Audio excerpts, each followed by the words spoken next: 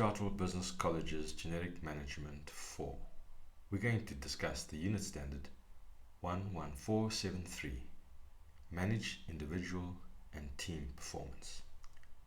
The specific outcomes for this unit standard are to set performance goals and measures.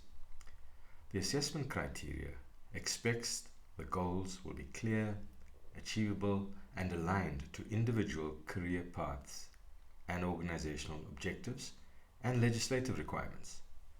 The range statements give us more clues as to what we should be considering. Factors such as the Skills Development Act and the Employment Equity Act. Who needs development based on their BEE status? And this will assist with the organization's business objectives or BEE scorecard. Most people are familiar with the concept of SMART goals, the acronym. The A, as in this slide, is interpreted as achievable, but this is so similar to realistic, and sometimes it is confusing to make a clear distinction of the difference. We are looking at this unit standard from a management perspective, and I would like to suggest, if I may, that we change the A to mean agreed. It speaks of the commitment required from the individual or team being measured. I would like to suggest that you practice writing goals that incorporate all the elements required to classify them as SMART. It has been my experience that most people create goals that are nebulous and therefore elusive.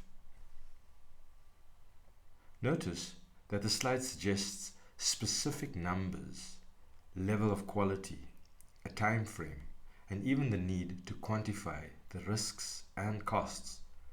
Describing your goals with this level of detail will definitely give one the grip and tenacity to achieve the goal. Sometimes non-performance may highlight a training need, and this is where performance appraisals do not have to be a punitive exercise, but a developmental one. It might be a good exercise to revisit the key result areas that have been agreed to and proactively inquire if the individual needs any support or training to achieve the performance standards agreed. This refers to the situational style of leadership that Hersey and Blanchard propound in their theory. We then have to formulate the development plan. We covered this a few sessions ago. Do you remember them? What were the main headings?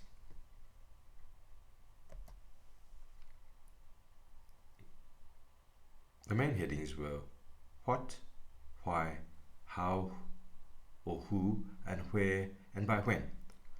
What are you wanting to develop? In other words, what are the gaps in your skill set that you want to now acquire?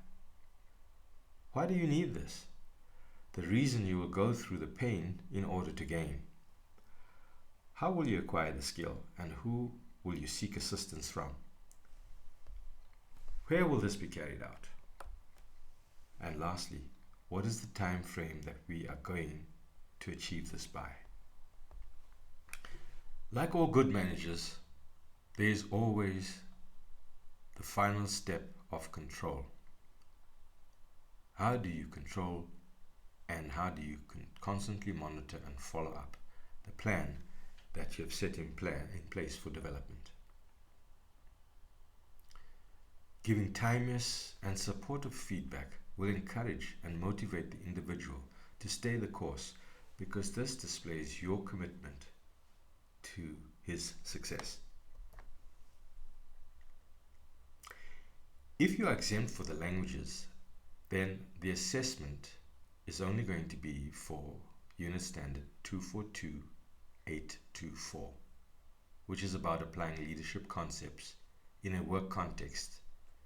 You have to cover the specific outcome for the assessment criteria 1, 2, and 3. If you have passed matric, you will be exempt from the fundamental language skills. However, you must still be prepared to debate in a group the impact of leadership techniques you have learned on all your organizational requirements, the effectiveness of the techniques in terms of theory and practice, and what corrective actions need to be taken to improve the effectiveness of the individual or the team. You will need to familiarize yourself with all the assessment criteria when you do the debate. These will then be recorded and you will have one to provide as evidence for your portfolio of evidence.